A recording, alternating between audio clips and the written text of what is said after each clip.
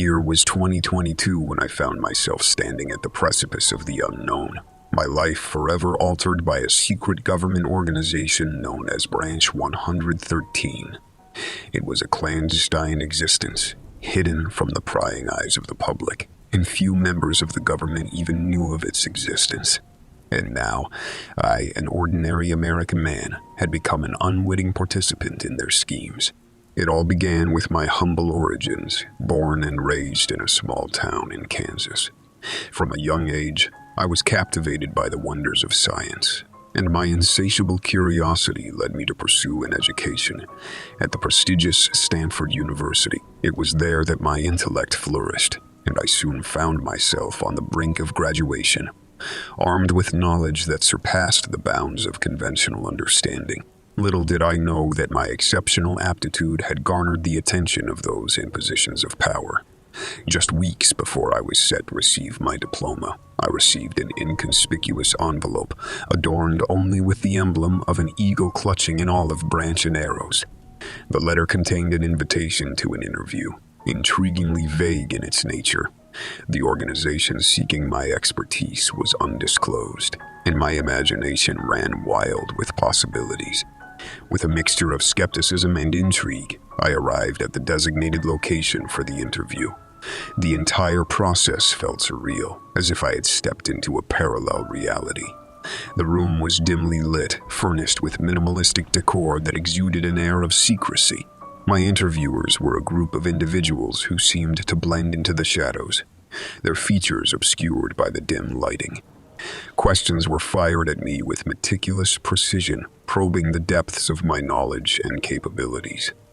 Doubts plagued my mind as I questioned the legitimacy of this recruitment process. Was this an elaborate hoax, or perhaps an underground organization masquerading as a government agency? Despite my reservations, I continued, feeling compelled to uncover the truth. To my astonishment, the recruitment was authentic.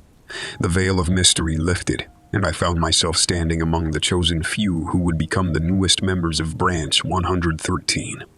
There were 4 others who had also been deemed worthy of this clandestine endeavor. 2 other men and 2 women, each possessed unique skills, their backgrounds as enigmatic as mine. They were individuals I would come to trust, rely on, and ultimately confide in during the dark days that lay ahead. Our induction into Branch 113 was swift, the secrecy surrounding our work impenetrable. As days turned into weeks and weeks into months, we toiled within the confines of a hidden laboratory, shielded from prying eyes. Yet, the true purpose of our research remained shrouded in uncertainty. I, the once aspiring scientist, found myself unwittingly embarking on a path with implications far greater than I could have ever fathomed. Within the confines of our hidden laboratory, time became a fluid concept. Each day brought forth new and perplexing experiments, their purpose often eluding our grasp. One moment we would be scrutinizing a peculiar liquid substance, its properties unlike anything we had ever encountered. And the next, we would find ourselves observing a monkey playfully interacting with a ball. As scientists, we sought to connect the dots, to discern the underlying pattern in the chaos. We meticulously gathered data, analyzed results, and engaged in countless discussions that only led to further speculation. However, the true nature of our work remained tantalizingly elusive, concealed behind layers of secrecy and intrigue. Despite the perpetual enigma, I found myself adapting to the ever-changing nature of our experiments. Days turned into weeks and weeks into months, until a year had slipped through our fingers like sand in an hourglass. In the midst of this uncertainty, I grew accustomed to the clandestine environment, forging a bond with my fellow scientists who shared this peculiar journey. But everything changed one fateful evening. I had just concluded another grueling day within the confines of the laboratory when a text message flashed on my phone screen. It was from one of my trusted partners, a scientist like me who had become an integral part of our team. The message was brief yet jarring, filled with urgency and a sense of impending doom. "Deadly virus. We must stop." Confusion gripped me as I attempted to contact my partner, dialing their number with trembling fingers. To my dismay, the line remained silent, severed from the world. Anxiety gnawed at my core as I pondered the cryptic message and the sudden disappearance of my comrade. What had transpired, and why had my partner reached out to me with such a grave warning?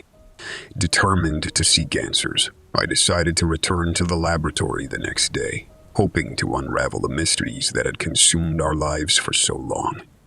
However, upon arriving, a disconcerting realization struck me like a bolt of lightning. My partner was nowhere to be found. In their stead, a replacement scientist had been brought in, their face unfamiliar and their intentions unknown. Unease settled over me like a suffocating shroud. Questions swirled within my mind, fueling my determination to uncover the truth. What was the connection between our experiments, the cryptic message, and the sudden replacement of my partner? Something nefarious lurked beneath the surface, and I knew that the answers I sought lay hidden within the labyrinthine corridors of Branch 113. I found myself walking a precarious tightrope, striving to maintain an appearance of normalcy within the laboratory's clandestine walls. The enigma that surrounded our experiments remained, yet an urgency burned within me to uncover the truth that lay concealed beneath the layers of secrecy.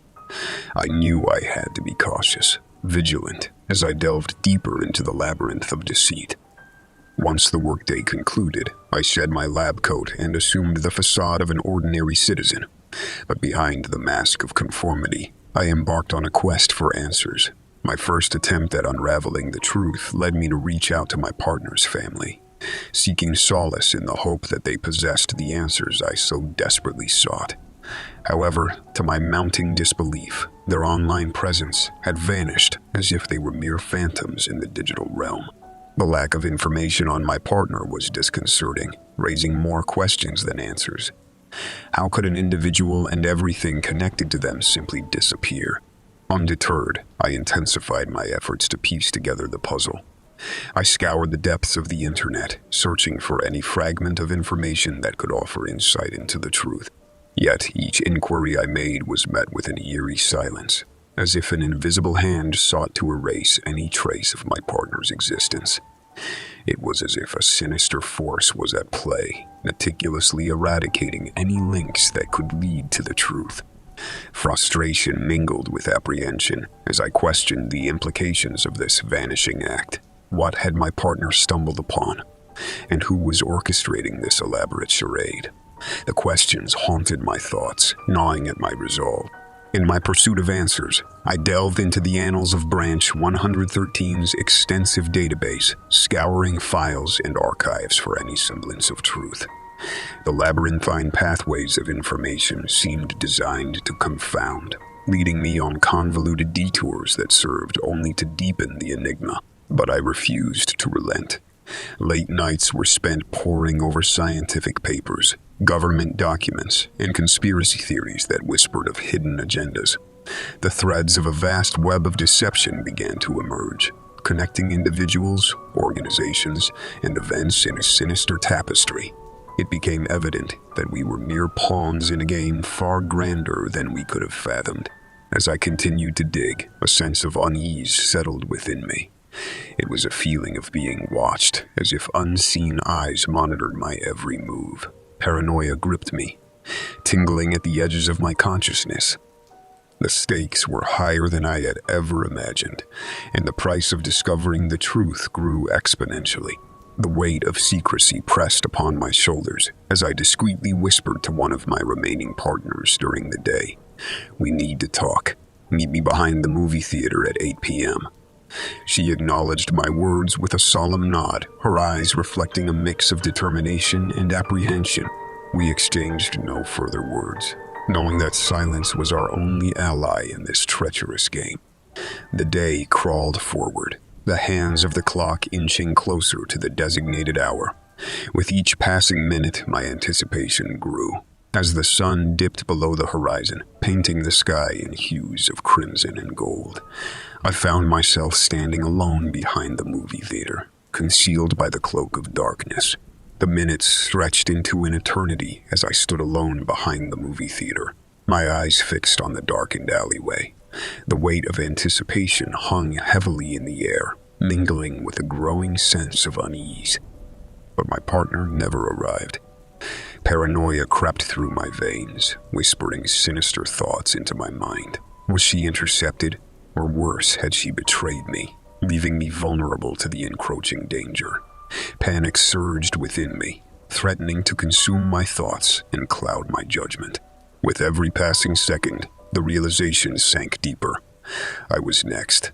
The shroud of secrecy that had protected me for so long was unraveling, exposing me to an unknown fate. The relentless pursuit of truth had drawn me into a web of deceit, and now it seemed the web was closing in around me. I don't know much about this virus. I'm not sure how it works or if it even works at all yet. But what I do know is that Branch 113 is planning on doing something big, and they want it kept a secret. I may not live long enough to discover the truth behind it all, but at least by writing this, I may be able to warn everyone. This message will probably be deleted instantly, but it's the only thing I can think of doing. After I post this, I think I'll try to go into hiding. If I learn anything else, I'll make sure to post a part 2. I have to go now. I think I hear someone outside.